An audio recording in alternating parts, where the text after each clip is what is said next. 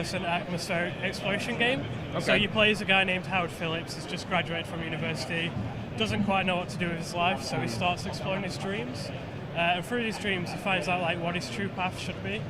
Okay. He's really close to his uncle, who unfortunately passed away. So his uncle left a house in his will, and you've just moved in and you start exploring the dreams.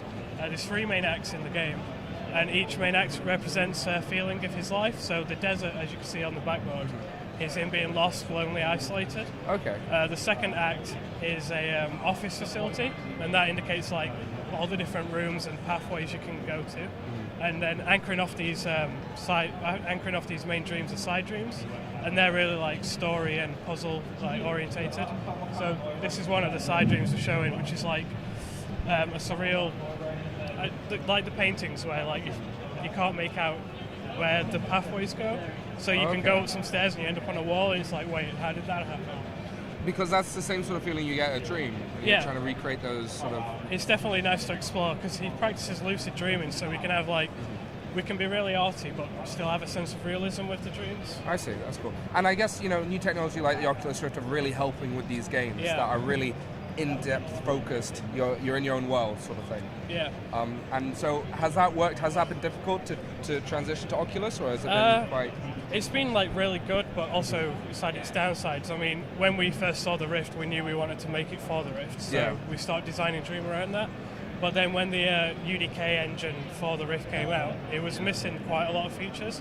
So in the desert, we have a place where the maze like has gas in it, so your mind starts like spinning. So we can take control of the camera, but in the Rift version, you don't have that ability yet. So I see. none of us are coders, so we have to like tinker with it and tape bits together. So we're just like waiting on updates. But yeah, it's really simple. Just plug in, change a few things, off you go. Cool, that's fantastic. And so I know you're part of Mastertronic. How have they helped so far with this whole sort of progression with Dream? Oh, they've been fantastic. I mean, when our Kickstarter didn't do so well because it was around Christmas time, we didn't know what we were doing, we didn't know how to promote it, we didn't realise it was a full-time job. Mastertronic were like, look, you've clearly got people interested. They were interested. We were at the first Eurogamer, and one of the crew played it, so we were talking to them for about a year after that, and then they signed us up. And just having the money tight, we've got an office space now, so we can make stuff faster. Got a nicer pipeline going. We've hired a new artist, which is Gary Lloyd over there. And just like taking us to places like this, we went to GDC last week. It's just a great way to network, meet people, and let them give us feedback and try out the game.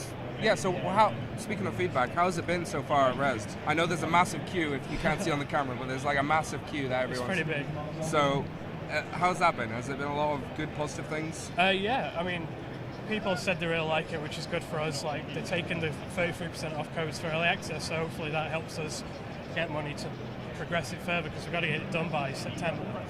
Okay. So just seeing how they play and how people actually move around in the environments, because we're used to it, like we play it how we know it's built, but seeing them like explore and find different ways to break it, because really the fastest route through, but it's more like a progression. You have no idea where to go, just like a dream. Yeah, that's right. I guess that's very cool. So you said it was out in September. Is that when it's going to be? Yeah, well, it's on early access right now. Okay.